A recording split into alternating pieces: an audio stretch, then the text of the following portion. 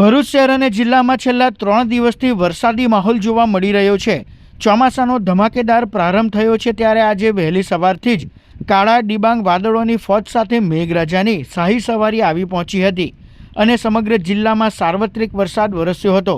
સૌથી વધુ હાંસોટ પંથકમાં 3 ઇંચ અને વાલિયામાં 2 ઇંચ જેટલો વરસાદ નોંધાયો હતો, તો બીજી તરફ અંકલેશ્વરમાં પણ 1 ઇંચ જેટલો વરસાદ પડ્યો હતો।